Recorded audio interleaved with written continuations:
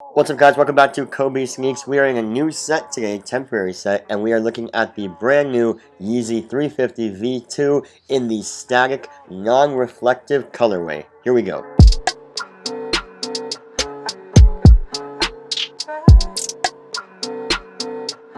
So as you probably know, this shoe does have a reflective companion that only dropped on Yeezy Supply. These ones were a widespread release, dropping on the Adidas website, dropping at every consortium store possible, every Foot Locker and Champs and Foot Action store possible. It was an easy cop if you entered the raffles.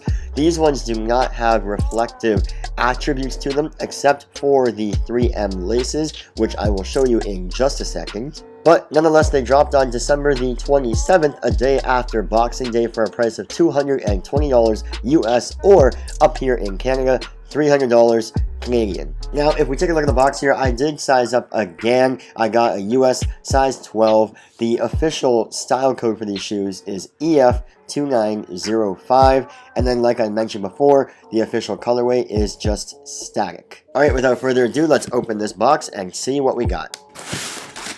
And here is the shoe.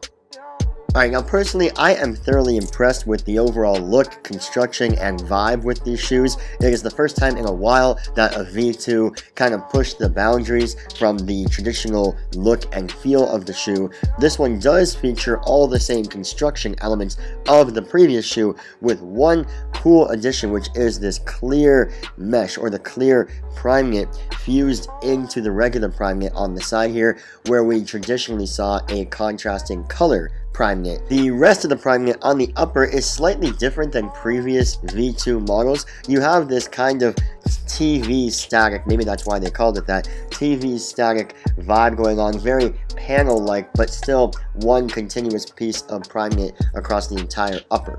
Now, like I mentioned, the coolest part of these shoes, in my opinion, is that the laces are 3M. They are still the classic rope-style lace you have on all Yeezy 350 V2s, but this time with that reflective detailing finish. The heel pull on these, or the pull tab on these, kind of does not match the rest of the shoe. It's a kind of off-white cream color, while the rest of the shoe is just an off-white color. These are more cream, but I like that it's a bit different from the overall rest of the shoe. And then, of course, in classic 350 fashion, we have that astronaut boot, or that tire rubber finish for the outsole and midsole. And then on the bottom of the shoe, we have that exposed boost sole technology. On the inside of the shoe, we have the classic Adidas 3 stripes in the 3M reflective finishing on the heel portion, with quite a bit of padding around the entire heel portion of the shoe to support your foot. And then the insole of these is pretty simple. There's not much support to it. It's just a basic white or cream colored Adidas Yeezy insole. So like I mentioned before, these shoes do have a reflective companion. They are slightly a different color,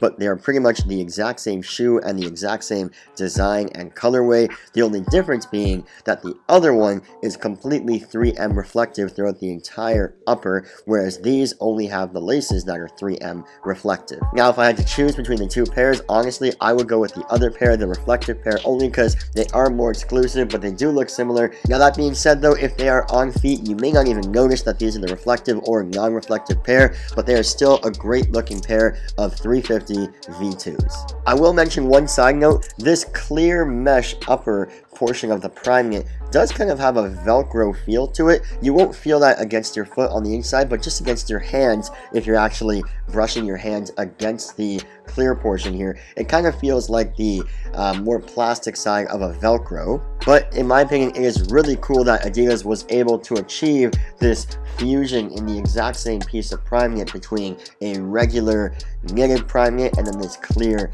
mesh finish. So overall, because these are the first 350 V2s in a while that actually impressed me in terms of their overall design and pushing the boundaries with Adidas and sneakers as a whole, I give these a Kobe cop.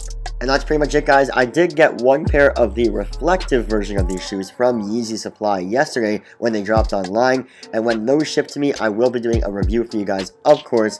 But until then, if I don't see you until the new year, I hope you guys have a great new year, and I hope you guys had a great holidays, and I'll catch you guys in the next one. Peace.